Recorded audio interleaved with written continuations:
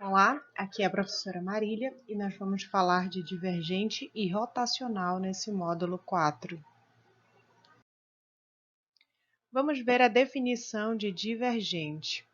Se f é uma função vetorial de variáveis x, y, z, portanto no R3, as componentes desse f eu vou chamar genericamente de p, q e r, todas são funções nessas três variáveis, x, y, z, tá? Então, entendam aqui como uma função de várias variáveis na componente x da minha função vetorial, uma função de várias variáveis também na componente y e outra função na componente z. Se isso é um campo vetorial no R3 e a derivada de p em relação a x, a derivada da função q em relação a y e a derivada da função r em relação a z existem, então o divergente dessa função f é a função de três variáveis definidas por div de f igual a derivada de p em relação a x mais a derivada de q em relação a y mais a derivada de r em z. Nesse caso aqui, a gente pode usar a nomenclatura se nós isolarmos a ideia de diferencial de uma função em relação a x, diferencial em relação a y, diferencial em relação a z, isolando esses indicativos de derivadas e chamando isso pelo vetor nabla, restará os vetores, as funções p, q e r compondo o meu vetor f. Daí eu posso decompor essa ideia como se fosse, na verdade, o produto escalar de um vetor nabla pelo meu vetor f. Então, é muito frequente em muitos livros de matemática dizerem que o divergente é um operador diferencial escalar, né? Então, por conta dessa possibilidade de visualização, né, do nabla com f sendo um produto escalar, literalmente, e também pelo fato de que, ao terminar de fazer um divergente, a gente acaba criando uma função escalar, tá? Então, a gente parte de uma função vetorial e chega e transforma então o divergente e resulta numa função escalar. Vamos ver na prática como é que isso funciona a partir do nosso primeiro exemplo. Se f é uma função com componentes x, z e menos y², determine o divergente de f. Então, vamos lá. A ideia aqui, para que a gente resolva esse divergente da função f, nós vamos olhar para essa componente, como ele está acompanhado aqui do i, ele quer dizer que é uma componente x. Então, eu vou derivar essa minha função focada na minha variável x. Nesse caso, derivada de x é 1, portanto, eu vou registrar apenas z. Agora, observando essa minha segunda função, eu tenho que observar que ela é uma componente y e que, portanto, eu vou derivar essa parte em relação a y. Daí, a derivada de x, y, z, pensando no y, é xz. Agora, observando essa minha última componente aqui, que é uma componente z, por conta aqui do meu k, eu vou derivar essa função em relação a z. Observem que ele não tem a variável z, portanto, essa derivada vai dar zero. Vamos dar uma organizadinha, então, e dizer que o divergente dessa função é z mais xz. A interpretação física do divergente ela pode acontecer em várias modalidades. Por exemplo, na mecânica dos fluidos, nós encontramos a equação da continuidade, né, que tem relação com o divergente.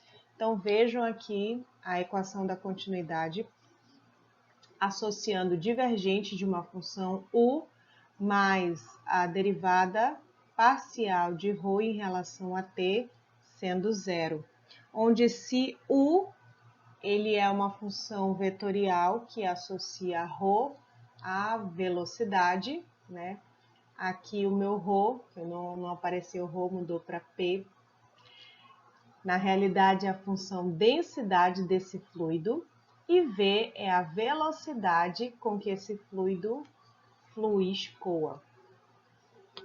E aí, se nós isolarmos esse fator, né, dρdt, para o segundo membro, nós verificamos a associação, né, do divergente da nossa função com a variação da nossa densidade. Então, se o meu divergente der positivo, quer dizer que a minha densidade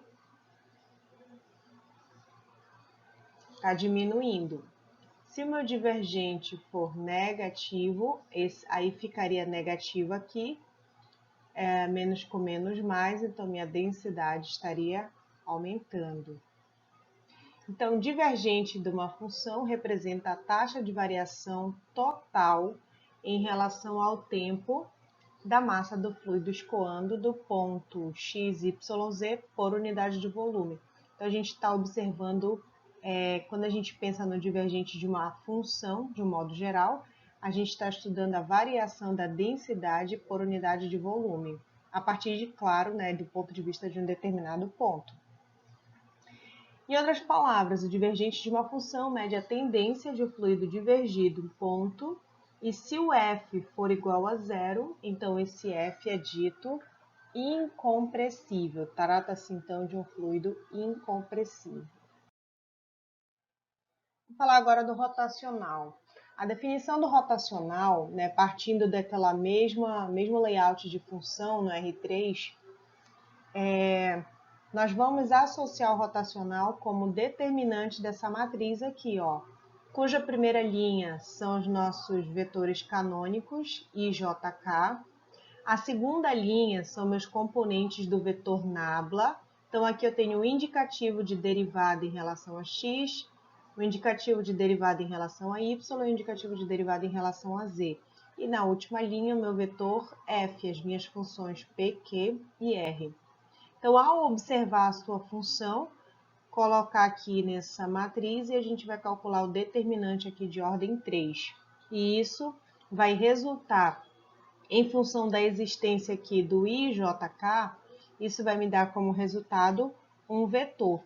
Daí, o rotacional está associado com o F vetorial, né? O resultado do meu hot de F vai ser uma função vetorial.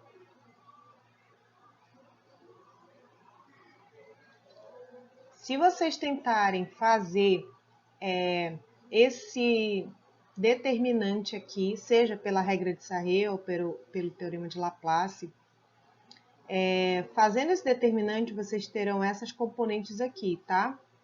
Derivada de R em relação a Y menos derivada de Q em relação a Z. Se vocês observarem bem, isso aqui é a componente I. Pelo teorema de Laplace, se a gente ignora completamente esse I, o que sobra é exatamente isso. Olha, a derivada de R em relação a Y na diagonal principal. Vocês pensam nisso aqui como uma composição, tá?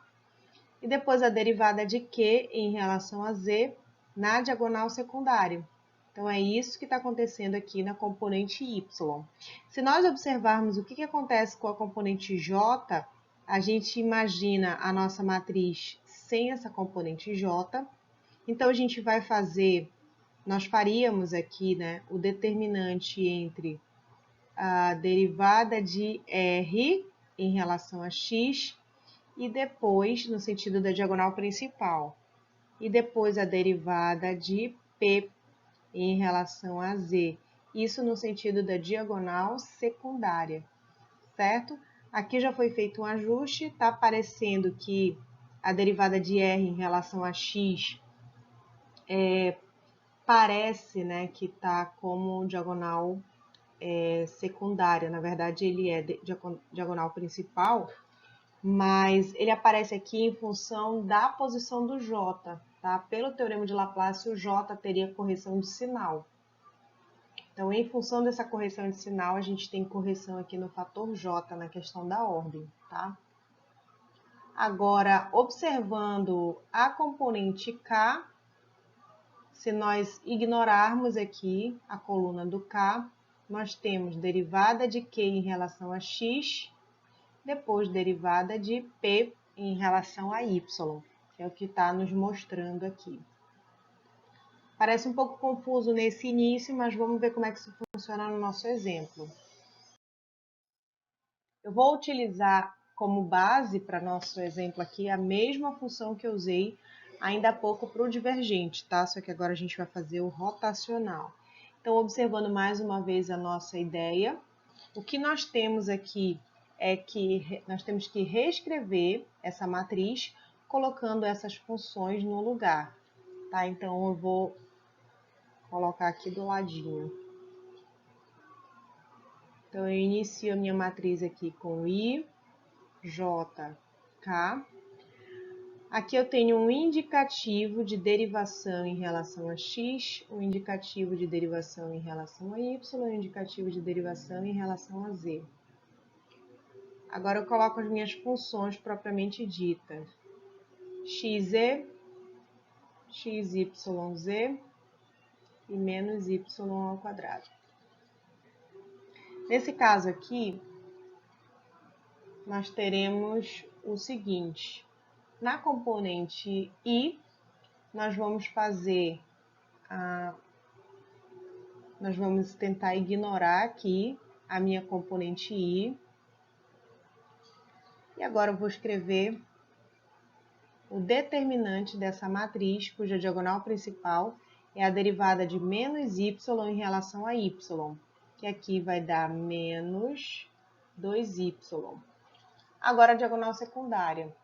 A diagonal secundária, ela vai ser a derivada de x, y, z, pensando no z, que vai dar xy.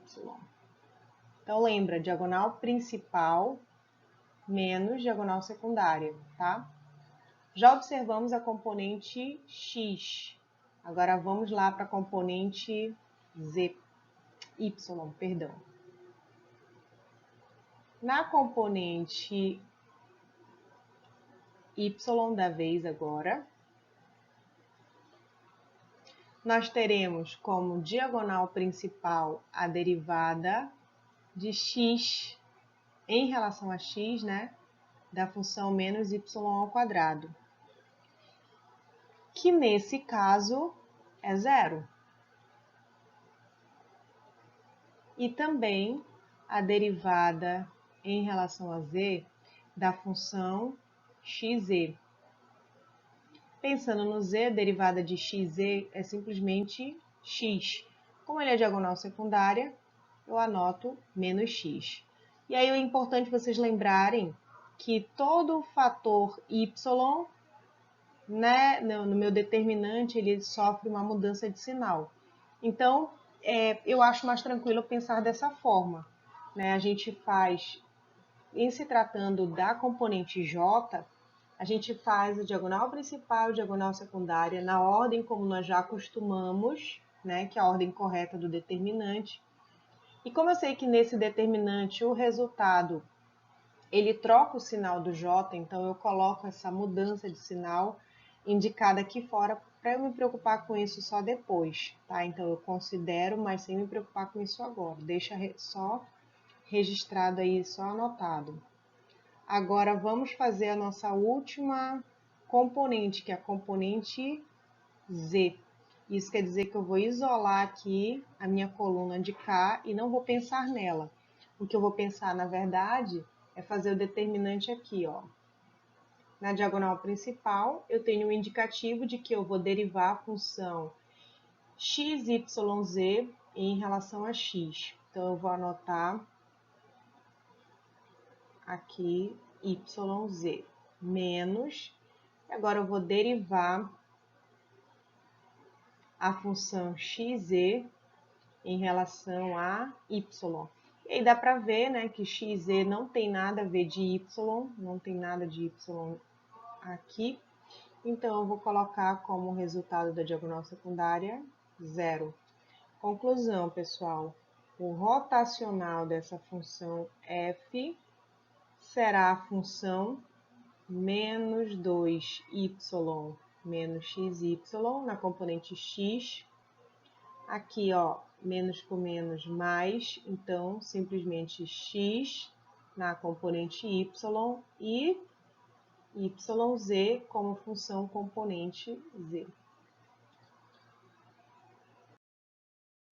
O rotacional na análise de campos de velocidade da mecânica dos fluidos, ele pode acontecer na análise de campos de forças eletromagnéticas, medidas de movimento angular de um fluido. E aí é o seguinte, pessoal, se o rotacional dentro de um escoamento de fluido, né, o rotacional é zero, quer dizer que o campo velocidade é chamado de fluxo irrotacional, certo? Se o meu campo for uma força elétrica e esse meu rotacional der zero, quer dizer que minhas forças eletrostáticas estão presentes no campo elétrico, ou seja, a gente não tem movimentação, tá? De cargas. E aí, como é que a gente pode entender o rotacional graficamente? Então, imagina que vocês têm aqui um escoamento de fluido e eu estou pausada aqui, focada em um ponto específico desse meu escoamento, tá? Então, nesse ponto de coordenada x, y, z, ele tem a tendência de girar, quando o meu fluido passar por esse ponto, as minhas partículas terão nesse ponto a tendência de girar em torno do próprio eixo, certo? Então, fazer uma rotação em torno do próprio eixo. E isso é fácil de lembrar, né, e associar o rotacional como um campo, como a resultante vetorial, né? Se vocês lembram lá de produto vetorial, lá da geometria analítica e álgebra linear, pela regra da mão direita, né? No meu escoamento aqui eu teria meus vetores de velocidade apontando em direções diversas, e isso geraria então aqui o meu resultado, que é o meu produto vetorial, que nesse caso aqui agora para mim é indicado pelo rotacional. Então, partículas perto de x, y, z no fluido tendem a rodar em torno do eixo que aponta na direção do rotacional de x, y, z, rotacional de F. E o comprimento do vetor rotacional é a medida do quão rápido as partículas se movem em torno desse eixo. Isso é uma vantagem, né, de grandeza vetorial, né? Se o meu comprimento é curtinho, está indicado que ele é pouco intenso, essa tendência de giro. Se ele é indicado um pouco maior, a intensidade é maior. Agora a definição de campo conservativo. A gente vê isso através do seguinte teorema.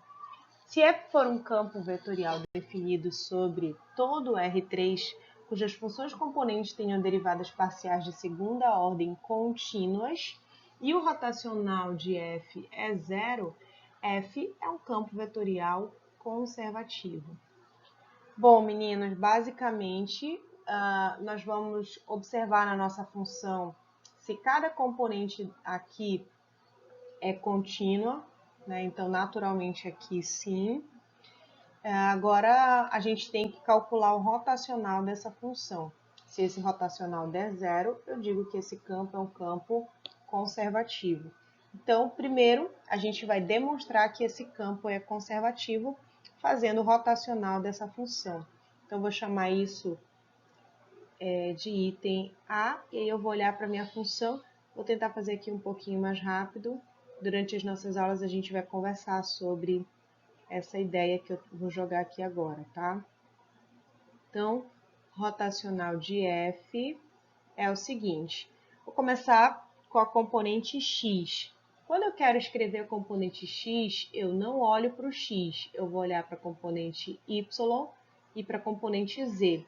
E para isso, eu vou fazer uma mudança de referências, né? Aqui eu vou olhar pensando, vou derivar pensando no z, e aqui eu vou derivar pensando no y. E de trás para frente, tá? Então, a derivada de 3x y² z² focada em y é 3x 2y z ao quadrado. Agora eu vou olhar para a função aqui da frente e vou focar na derivada pensando no z. 2xy 3z ao quadrado.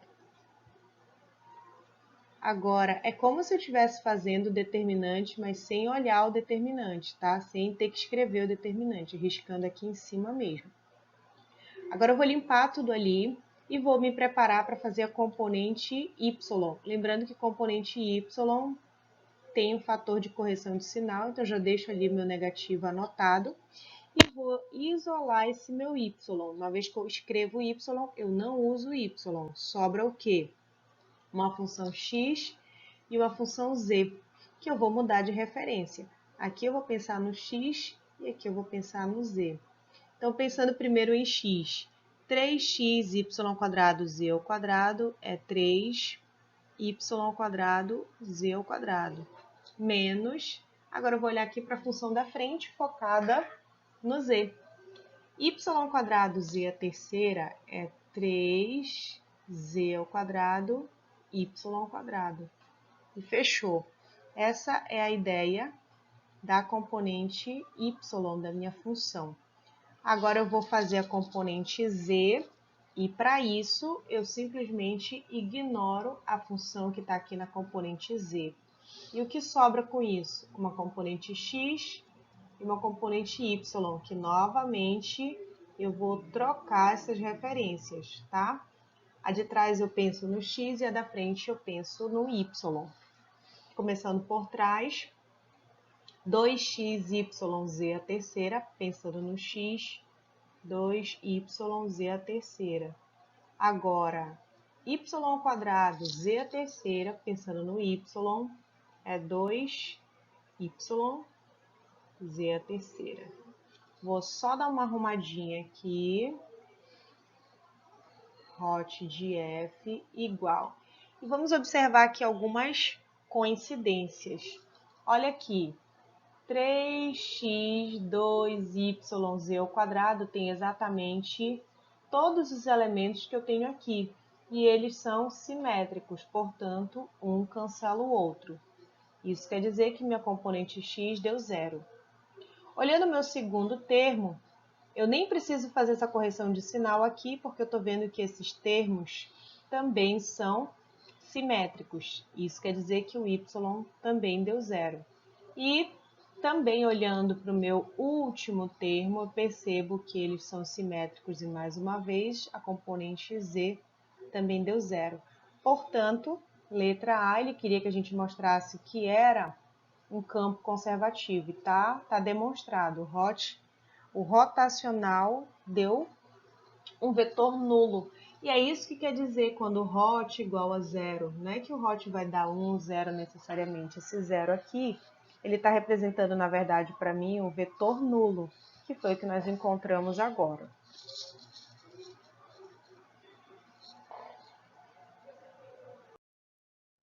Agora vamos ao item B.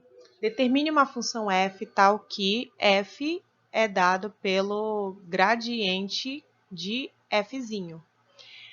Isso, na verdade, é um outro teorema, tá, meninos? Que aqui é o seguinte, toda vez que o meu rotacional dá zero, ele implica, na verdade, dizer que esse meu f, na verdade, ele é o resultado do gradiente de uma outra função, que eu vou chamar de fzinho aqui, só para diferenciar, tá?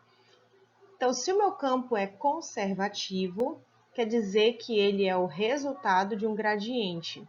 Nesse caso, se eu quiser descobrir a função que gerou esse meu campo f, eu vou buscar esse fzinho, que a gente chama de função potencial, certo? Então, vamos descobrir que função foi essa, que primitiva foi essa que gerou esse meu fzão, né? O requisito principal é que o meu f tenha um rotacional nulo, e a gente já fez isso ainda há pouco. Agora vamos começar verificando o seguinte: se essa minha função f veio realmente de um gradiente, então eu tenho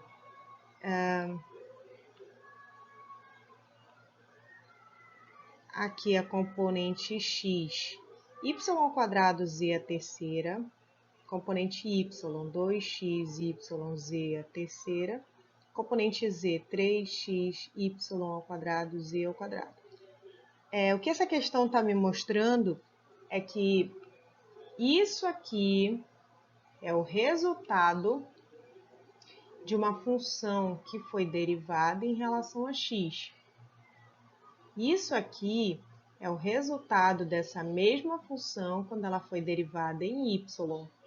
E isso aqui é o resultado dessa função que a gente quer descobrir quando ela foi derivada em relação a z. Observam que aqui a gente tem resultados de derivadas, né, nas suas formas diferenciadas. Quem desfaz derivada é integral. Então, nós vamos tentar descobrir essa derivada integrando. Então, nós vamos integrar a função y² z à terceira em relação a x. Simultaneamente, nós vamos integrar 2xy z à terceira em relação a y e 3xy² z² em relação a z. Ou seja, nós vamos fazer essas três integrais com o intuito de desfazer essas três derivadas, cada uma ao seu tempo, mas que a gente faça paralelamente para ir comparando e dizer a nossa resposta aqui ao final, tá?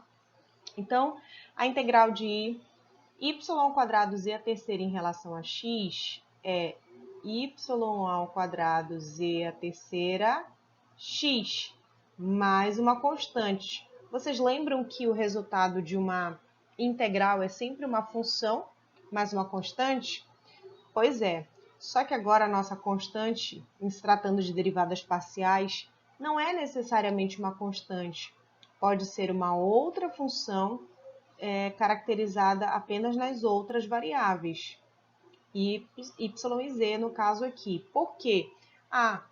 Uma vez que eu tenho uma função que foi derivada em relação a x, e se eu tivesse uma constante, a constante ia dar derivada zero, por isso só aparece essa parte principal. Mas eu devo considerar essa constante na minha resposta agora, tá? Vamos fazer a nossa integral aqui em relação a y. Olhando para 2xyz à terceira, a integral disso fica 2x y² sobre 2, z à terceira, mais uma constante, que aqui a constante seria uma função que teria x e z. E, finalmente, a nossa última integral, 3x y² z² em relação a z, é 3x y² z à terceira sobre 3, mais uma constante, que seria considerar uma função em x e y. Agora a gente vai comparar as nossas três integrais, ver o que elas têm em comum, aproveitar e adicionar o que mais teria de elementos por aqui, tá? Então, no nosso primeiro caso, eu tenho y² z à terceira x. Eu também tenho y² z à terceira x, se eu pensar que esse 2 cancela esse 2. E aqui eu também tenho y² z à terceira x, se eu cancelar esse 3 com esse. Então, já posso dizer que a minha função f, ela tem x, y² z à terceira como parte principal. E aí, quando eu vou observar o que mais que eu tenho? Aqui eu estou considerando uma constante que não se concretizou. Eu esperava que tivesse algo que fosse de yz, não aconteceu. Aqui eu esperava algo que tivesse x e z, não tem nenhuma novidade x e nem z. E aqui eu esperava que tivesse algo lá em x e y, e não tinha. Ou seja, isso que nós acabamos de encontrar é tudo que nós temos em relação a f. Tá? Então, é fácil perceber que essa função f é a minha função potencial do meu campo conservativo. Basta vocês observarem para essa função, deriva em relação a x da y² z à terceira. Se vocês derivarem essa mesma função em relação a y, 2xy z à terceira. Essa mesma função em relação a z, 3xy² z ao quadrado. Portanto, se meu campo for um campo conservativo, quer dizer que esse meu campo veio de um gradiente, e se eu quiser encontrar minha função primitiva desse meu campo conservativo, a nossa função potencial, basta que a gente desfaça cada uma dessas derivadas, observem que elas têm em comum e escreve a função potencial.